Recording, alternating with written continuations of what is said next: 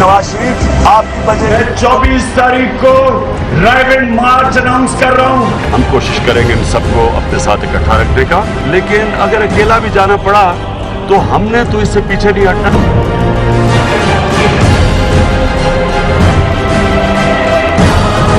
खड़ा है अब इमरान, ठीक करेगा सब कप्तान, नया बनेगा पाकिस्तान, नया बनेगा पाकिस्तान। 24 न्यूज़ में मुजाहिद बेलवी आपको खुशामदीद कहता है। वैसे ईद का दिन तो आज भी है, यानी तीसरा दिन, और अभी भी मैं देख रहा था कि शहर में वही ईद वाली रौनक है। लेकिन ये जो ईद यानी बकरीद के खात्मे के बाद इस वक्त एक बार फिर ख़ास तौर पर मैं पंजाब इसलिए जाना चाह रहा हूँ कि वहाँ ये सवाल उठा है कि तहरीक इंसाफ के सरबराह इमरान खान जो मई 13 के बाद से मुसलसल रायविंड पर और इस्लामाबाद की हुक्मर जमात पर हमला आवर हो रहे हैं, एक बार फिर उन्होंने कहा है कि वो रायविंड जाएंगे। 2-3 सवाल आ रहे हैं जहन में कि क्या खान साहब ने रायविंड मार्च का नारा लगाकर ख़ुद को सियासी तौर पर तन्हा तो नहीं कर लिया? फिर क्या हुक्मर जमात इन धरनों का मुकाबला कर सकेगी? और फिर आपको इल्म है कि जो माजी के धरने थे उसमें बहरहाल खान साहब कहते रहे कि एम्पायर उंगली उठाने वाला है।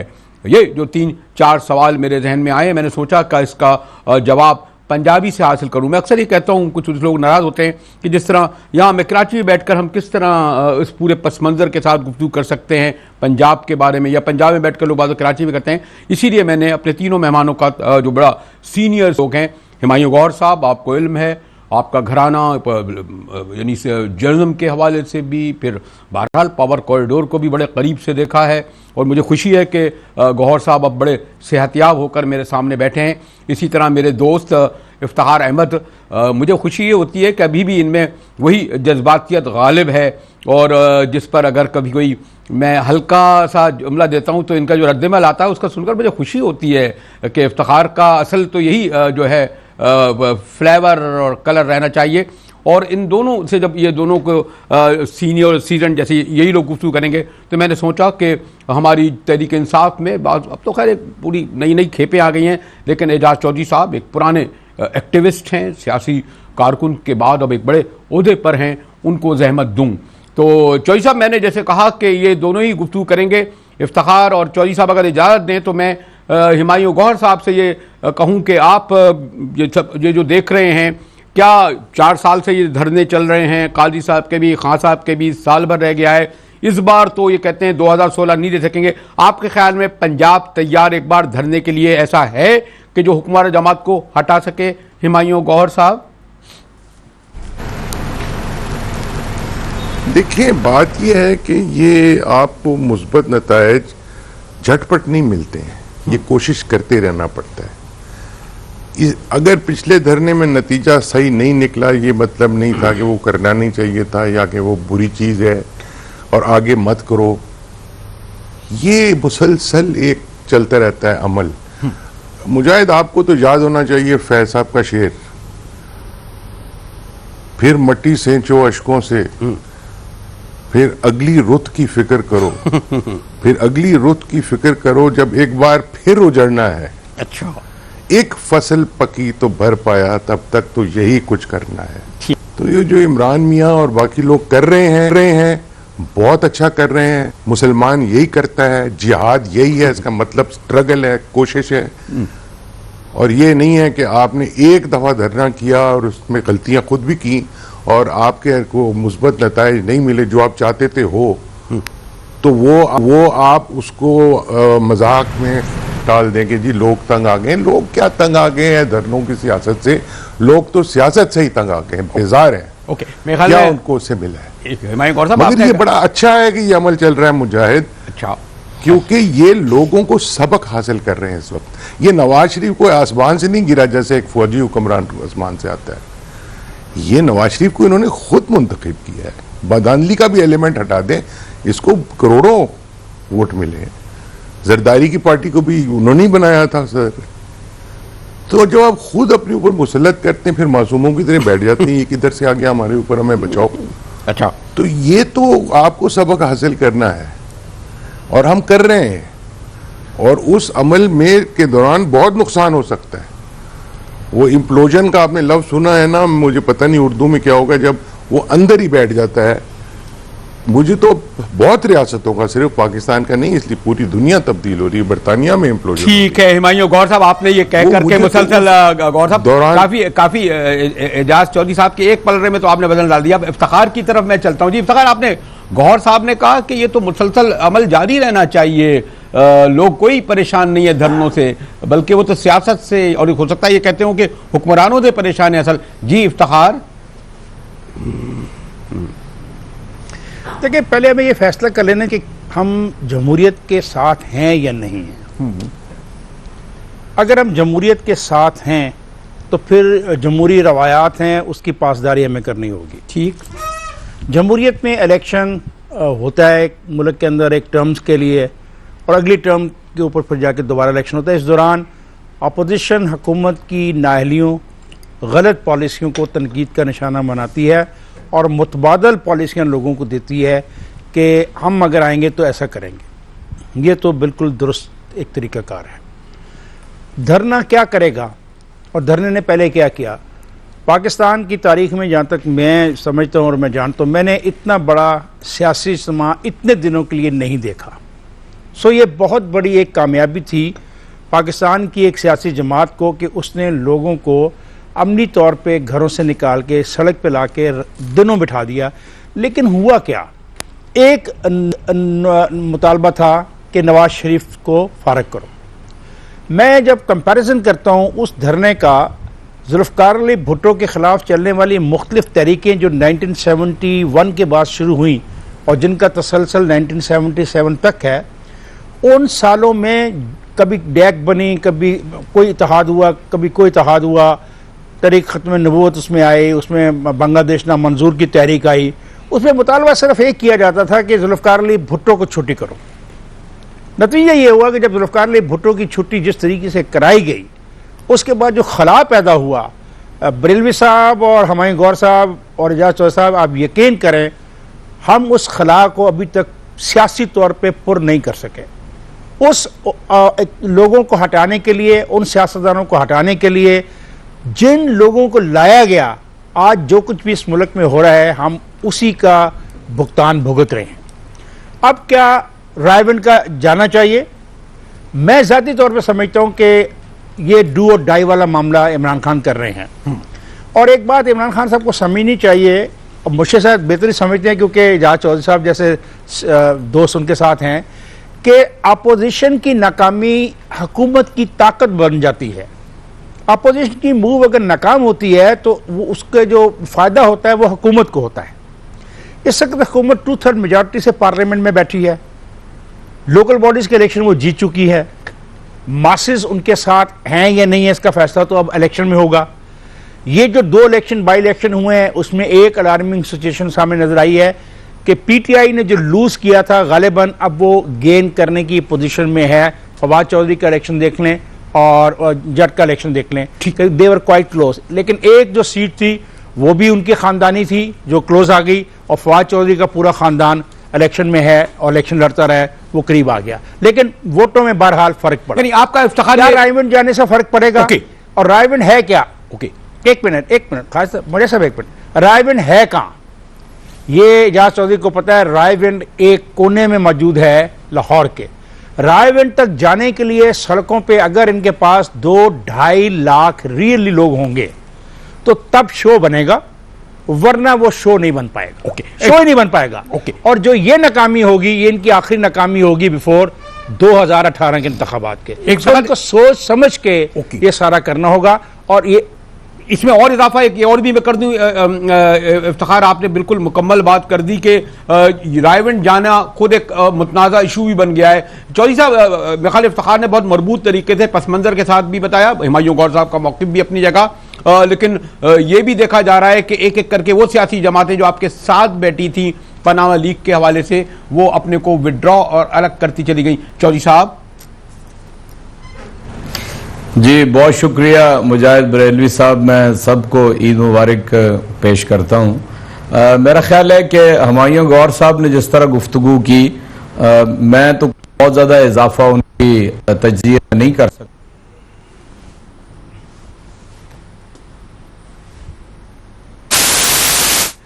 सॉरी, मुझे चौधरी साहब को मार्च पर जाने से पहले ही उनकी आवाज़ लगता है कुछ फ्रीज हो गई है, कोई मौसम की खराबी के सबब तो नहीं हो कि मैं आता हूँ। हुमायूं गौहर साहब, चौधरी साहब ये कह रहे थे कि आपने जो बात कही और फिर इफ्तिखार ने जो बात कही तफसील से। जी गौहर साहब, मैं आता हूँ चौधरी साहब की तरफ, गौहर साहब से सुन लूँ।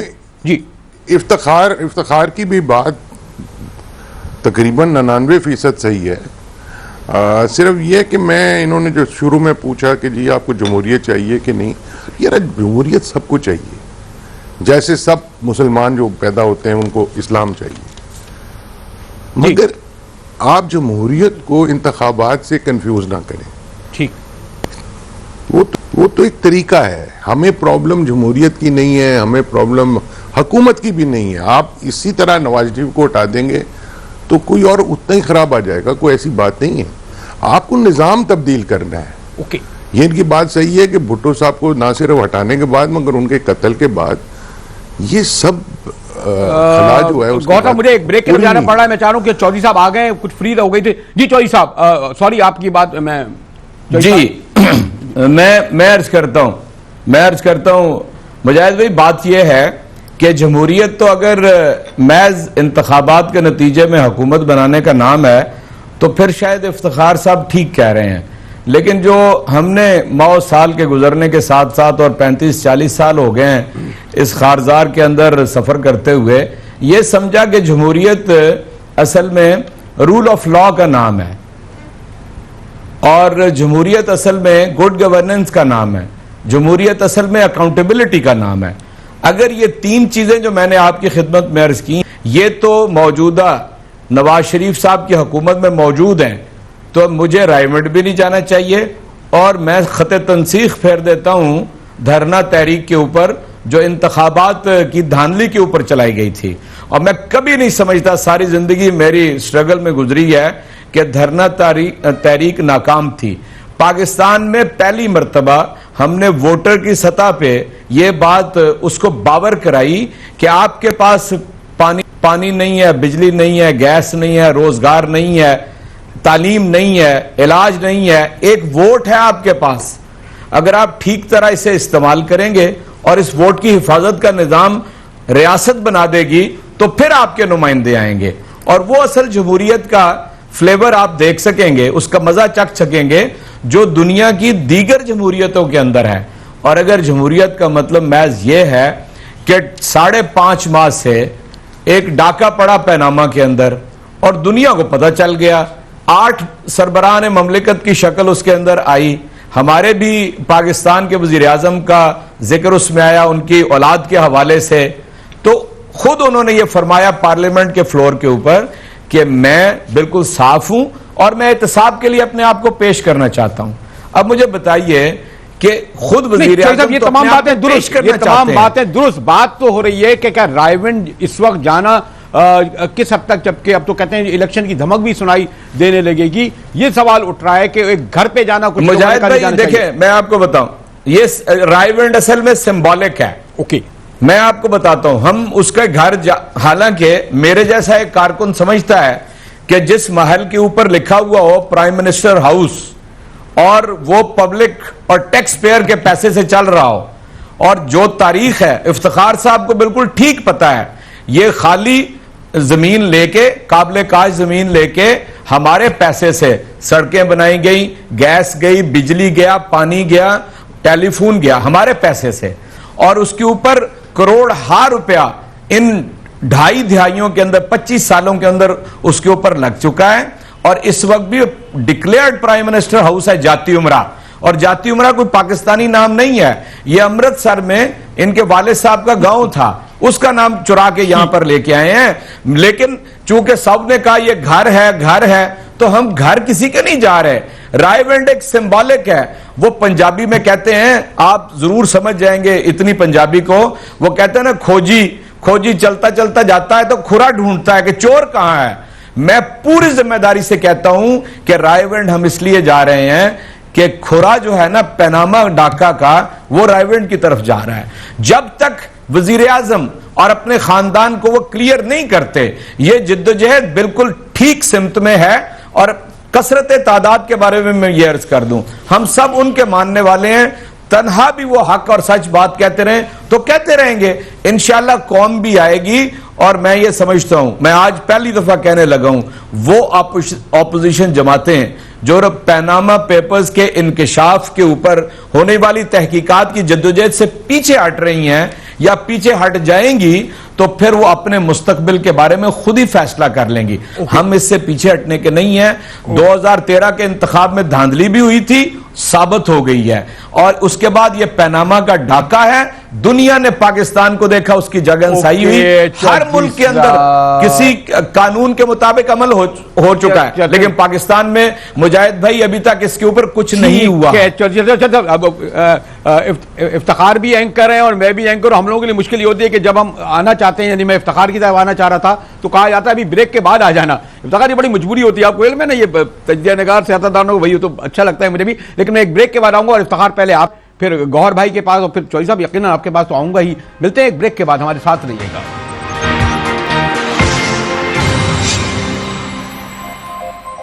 ट्वेंटी4 न्यूज में मुजाहिद बेलवी एक बार फिर आपको खुशामदीद कहता है। मोहतरम एजाज चौधरी साहब ब्रेक से पहले गुफ्तगू कर रहे थे। मैंने कहा इफ्तिखार अहमद साहब बड़े हमारे सीनियर जर्नलिस्ट, इस तरह हुमायूं गौहर साहब भी, आपको इल्म है, पूरे पस मंजर के साथ। जी इफ्तिखार, चौधरी साहब को आपने सुना?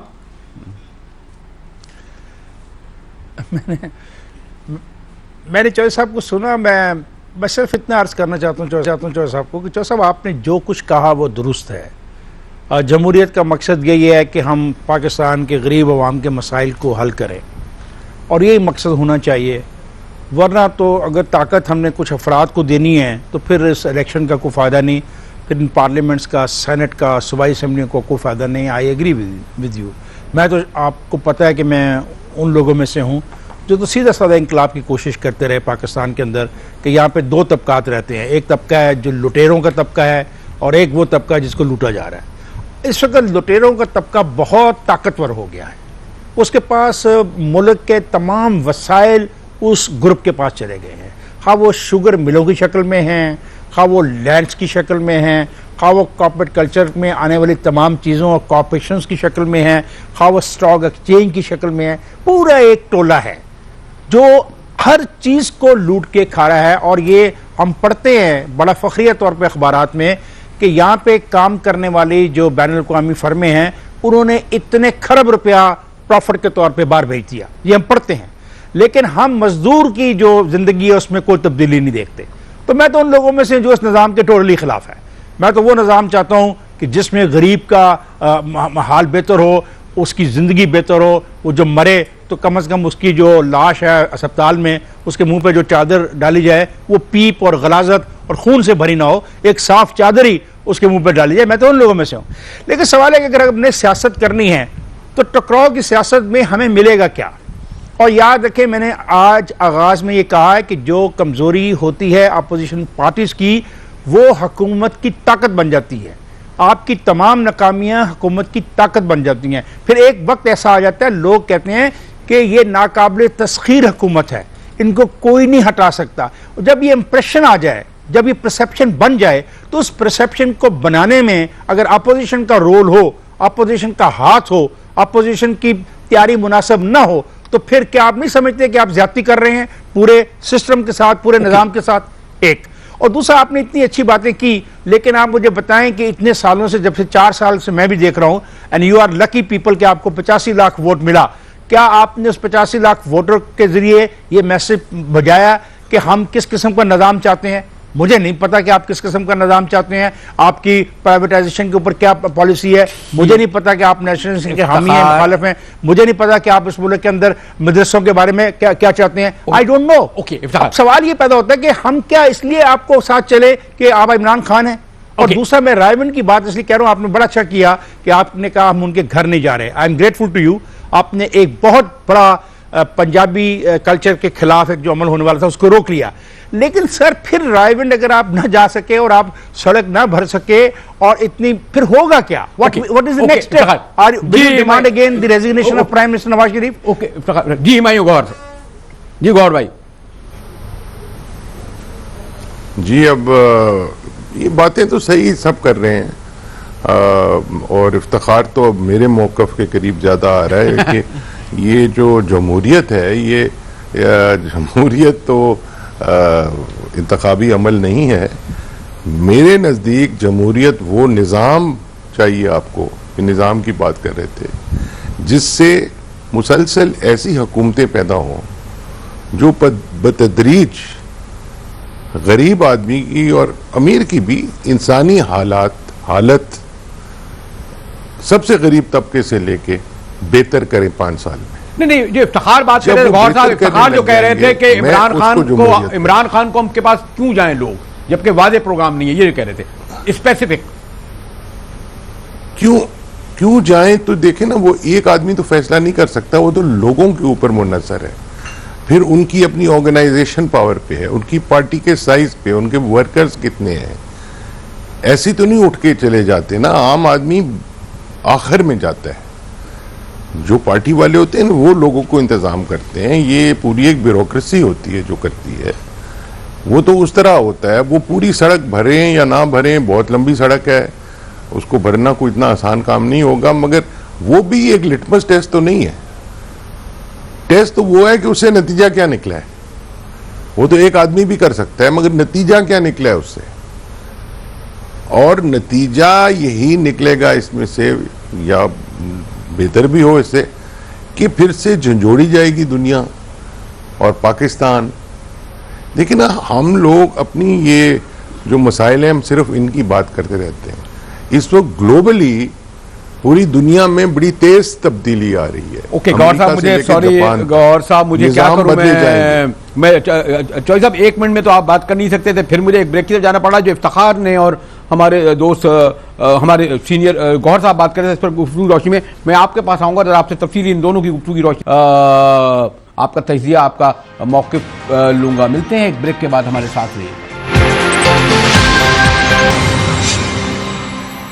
24 न्यूज़ में एक बार फिर मुजाहिद बेरलवी आपको खुशामदीद कहता है। मुझे एहसास है कि वो कहा कोहान का डर है, वो ब्रेक तो आ ही जाता है। तो ये सब जो एक हमारे गौहर साहब और एजाज जो ज़्यादा जोर दे कह रहे हैं, मसलन एक ये बात है ना कि आपने ये समझा जा रहा है कि जब जॉइंट अपोजिशन खड़ी थी तो एक बहुत बड़ा खतरा था, और बहरहाल सिंध में आप एक ऐसी मौसर क़ुव्वत नहीं रखते कि जो आप चैलेंज कर सके हुकूमत को। पंजाब का एक बहुत बड़ा हिस्सा आप चैलेंज नहीं कर पाते, बलूचिस्तान में नहीं कर पाते। अब तक जितनी भी, जो मैं भी एक तारीख का तालिब इल्म हूं, सियासी जमातों ने जब मुश्तरक तौर पर तो किसी हुक्मरान को हटाया है, अकेली कोई जमात नहीं निकाल सकी। या तो बूट वाले निकाल सकें या तमाम मिलकर राइट लेफ्ट मिलकर निकाला है, वो भी जो भी जिसने भी इकट्ठा किया हो, जैसा भी क्या हो। इसलिए जो मैं सवाल उठा रहे थे कि इमरान खान इस वक्त सियासी तौर पर बज़ाहिर तन्हा नजर आते हैं, दीगर पार्टियां उन्हें छोड़ती चली जा रही हैं, खासतौर पर रायबंद के नारे के बाद। चौधरी साहब, मुजाहिद भाई 2 बातें कह लेने दें, फिर मैं आपकी बात का जवाब देता हूं। इफ्तिखार भाई को मैं ये अर्ज करना चाहता हूं कि तहरीके इंसाफ से और कुछ अगर हो सके या ना हो सके, ये मैसेज उसने पहुंचा दिया हुआ है कि इंतखाबात जब तक फेयर, साफ और शफाफ नहीं होंगे आइन के मुताबिक, उस वक्त तक साफ जमहूरियत नहीं बन सकती। चुनाचे हमारे इक़्तिदार में आने के बाद वो अदारा आल पावरफुल होगा जो जमहूरियत की बुनियाद है। दूसरी बात, हम लोगों को इक़्तिदार में शरीक करेंगे। मैंने आज तक पाकिस्तान में कभी वफाकी सतह पर, सूबाई सतह पर और ज़िले सतह पर, लोकल बॉडीज में अवाम को शिरकत इक़्तिदार में करते हुए नहीं देखा है। यहां 1 साल हो गया पंजाब के अंदर इंतखाबात हुए, अभी तक chairman, vice chairman, mayor, deputy mayor elect नहीं हो सके। ठीक है, इसलिए कि अवाम को इक़्तिदार मुंतकिल नहीं किया जाना। और तीसरी बात मैं आपको यह अर्ज करूं, मैं लाहौर का रहने वाला हूं, मैं आपको कसमिया कहता हूं कि लाहौर में 50% से ज्यादा लोग गंदा पानी पीने पर मजबूर हैं। साफ पीने का पानी नहीं है। कम से कम ट्रेन और बस जो चल रही है उससे कहीं बेहतर है कि आप यहां के लोगों को पीने का साफ पानी दें। बाकी जो आपने सवाल किया है वो मैं उस तरफ आता हूं। देखें, असल में हमने बिल्कुल ऑपोजिशन को अपने साथ रखा है और आइंदा भी रखेंगे। कल से ऑनवर्ड जो 2-3 दिन की जिद्दोजहद है वो यही है कि सारी ऑपोजिशन को हम दावत भी दें और ऑन बोर्ड भी करें।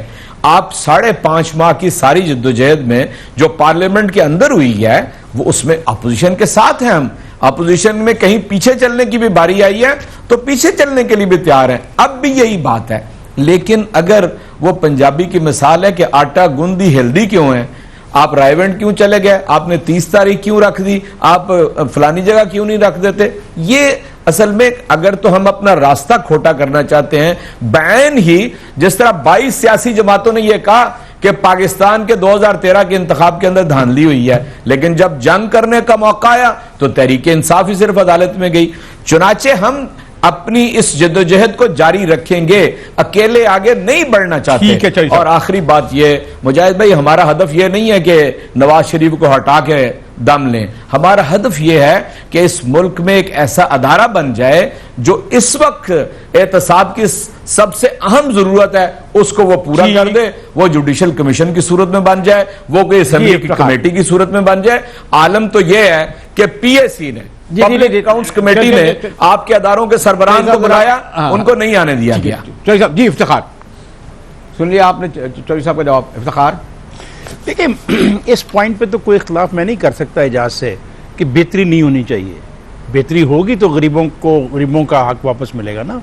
और अगर लुटेरों की ही हुकूमतें रहनी है तो वो गरीबों का हक तो नहीं मिलेगा। मैं इस पे तो अब देखिए, मोडस ऑपरेंडी क्या है, तरीकाकार क्या है, और जो इनको वोट मिले 80 लाख से शायद वो कम वोट नहीं थे। मैं तो बार बार कहता हूँ, मैं तस्लीम करता हूँ कि पीटीआई ने पाकिस्तान की सियासत में आकर एक बहुत बड़ी हलचल मचा दी, एक ऐसा पत्थर फेंका इस पानी के अंदर कि जिसकी लहरें अभी तक चल रही हैं, वापस जाती हैं, किनारे से फिर आती हैं। अब इसको पॉजिटिविटी में भी बदलना इनकी रिस्पॉन्सिबिलिटी है ना, मेरी तो नहीं है। एक दूसरी बात यह है कि ये सही कह रहे हैं, लेकिन पार्लियामेंट के अंदर देखें कितना वक्त देने को तैयार हैं।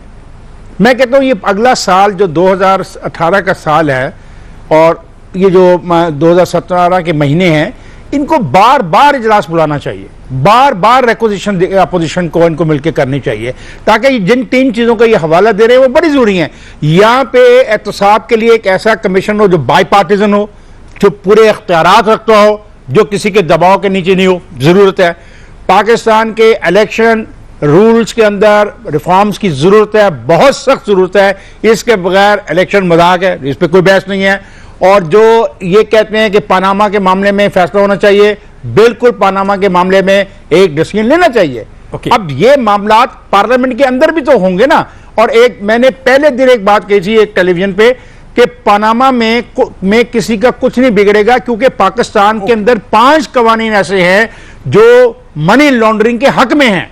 पहले वो कवानीन को तो तब्दील करवा लें आप। ठीक है गौहर साहब, अगर मैं क्विक आपसे पूछूं जो गुफ्तगू की रोशनी में, अब तो रायविंड ये कहते हैं हम जाएंगे, तनहा जाएंगे, आप कामयाबी के इम्कानात कम लग रहे हैं माजी के मुकाबले में, या गौहर साहब स्पेसिफिक? बिल्कुल देखिए, मुजाहिद कामयाबी या नाकामी का कोई कुछ नहीं कह सकता। जब लगता है कि नाकामी होगी तो कामयाबी हो जाती है। लेकिन वो कहते हैं ना कि नाकाम होंगे तो हुकूमत मजबूत होगी, नाकाम हुए तो हुकूमत मजबूत होगी। ये बात इफ्तिखार की अच्छी है कि हर नाकामी जो है हुकूमत को मजबूत नहीं करती, मगर दिखाती है कि जैसे ये बड़ी मजबूत है। परसेप्शन की बात है, ये होता है। और मैं किस थ्योरेटिकल किस्म का आदमी हूं, तो मैं इनको कहता हूं कि ये सारी जमातों को इकट्ठा करने की कोशिश मत करें। ये कोई दूध में धुले हुए नहीं हैं, ये खुद बड़े गंदे हैं। हम चारों को इनकी पूरी तारीख का पता है, सारा माजी इनका पता है। देखिए, इमरान को ये चाहिए कि वो अवाम पे और अल्लाह पे भरोसा करे, थर्ड अंपायर को मारे गोली। ये सारा गंद ही आज थर्ड अंपायर का डाला। गुफ्तगू हमारी हो रही है, मैं ये चाह रहा था कि मजीद हो, लेकिन मैं क्या करूं, जैसे मैंने कहा कि ये मौजू ही ऐसा है कि इसको समेटना मुश्किल है। मैं चौधरी साहब का, तारिक इफ्तिखार अहमद का और गौहर साहब का शुक्रिया करते हुए एक और ब्रेक के बाद इशू की तरफ आऊँगा, और वो है ख़ास तौर पर 3 दिन में जो कराची ने देखा, उसके बाद फिर यह ज़्यादा महसूस किया जा रहा है कि बल्दियाती निज़ाम मुकम्मल ही नहीं हो पा रहा जब तक मेयर बाहर निकल कर अपने इख्तियारात न संभाले। इस पर गुफ्तगू करेंगे एक ब्रेक के बाद। 24 न्यूज़ में मुजाहिद बेलवी आपको खुशामदीद कहता है। और आपने यकीनन देखा होगा कि इन 3 दिनों में, 3 ही दिन कहूँगा क्योंकि आज अख्ताम है, कि जो ख़ास तौर पर ईद कुर्बा के सबब कराची में आलूदगी, गंदगी के ढेर नज़र आए, जो पहले ही से ही कराची में आपको इल्म है कि जो उसका हालतजार है, या हैदराबाद या दीगर शहरों में, उसके बाद एक बार फिर ये समझा जाता है कि लोकल बॉडीज़ यानी बल्दियाती इंतखाबात अगर पूरे इख्तियारात के साथ नहीं हुए तो कराची और सिंध इससे बदतर से बदतर होते चले जाएंगे। आज फिर मैं देख रहा था कि मेयर कराची यानी अब तो नामजद भी नहीं कह सकते, वसीम अख्तर साहब को 12 मई के हवाले से अदालत में लाया गया और फिर एक बार उन्हें भेज दिया गया। 12 मई हो या बेशुमार ऐसे मुकदमात हों जिनमें हो सकता है कोई दुरुस्त हों, लेकिन दुरुस्त मुकदमात में भी, हकीकत में मबनी मुराद में भी कम से कम जमानत और बेल ज़रूर मिल जाती है। कराची के 2 करोड़ वोटों से मुंतखब मेयर का जेल में रहना यकीनन ये ना तो ये जो सिंध हुकूमत, वफाकी हुकूमत और उन इदारों के लिए कोई बाइस फ़ख्र बात नहीं होगी, क्योंकि हम ये देख रहे हैं कि हमारे बेशुमार साबिका प्राइम मिनिस्टर और ये मौजूदा प्राइम मिनिस्टर और सुदूर और वजीर और मशीर और अभी एक बहुत बड़े इदारे के जिनके ऊपर मनी लॉन्ड्रिंग से लेकर पता नहीं कौन कौन से ऐसे इल्जाम नहीं थे, उन्हें ना सिर्फ रिहा किया गया बल्कि उनका इदारा ही बहाल हो गया। तो फिर मेयर कराची वसीम अख्तर को इस वक्त एक ऐसे मौके पर जबकि कराची को उसकी ज़रूरत है, सिंध को अपने मुंतखब नुमाइंदों की ज़रूरत है, उन्हें क्यों जमानत पे रिहा नहीं किया जा सकता या उन्हें वो सहूलतें खुद जेल के अंदर नहीं मुंतकिल कर दी जाती, उनको घर में नज़रबंद क्यों नहीं कर दिया जाता, ताकि ये जो मैंने कहा ना कि लाखों लोगों ने जो वोट अपने बल्दियाती नुमाइंदों को खिदमत के लिए दिए, या तो उन्हें फिर इस ओहदे के लिए रखना यानी उनके लिए उनको क्वालिफाइड ही करनी था, उनके कागजात नामजदगी कबूल करने नहीं चाहिए थे, फिर उनको हल्फ भी उनको उस तरह नहीं देना चाहिए था। लेकिन अगर ये तमाम मराइल से गुजर गए तो मजीद मेयर कराची वसीम अख्तर को जेल में रहने से सिंध हुकूमत, वफाकी हुकूमत और अगर कोई और हाथ या एजेंसियां इदारे हैं तो उनकी सुबकी होगी। इसलिए मैं तो यही कहूंगा कि कराची को उसका मेयर वापस मिलना चाहिए। मुजाहिद बरेलवी को इजाजत दीजिए और अगले जब पीर को आएंगे तो ज्यादा इस मौजू पर तफसील से बात करेंगे।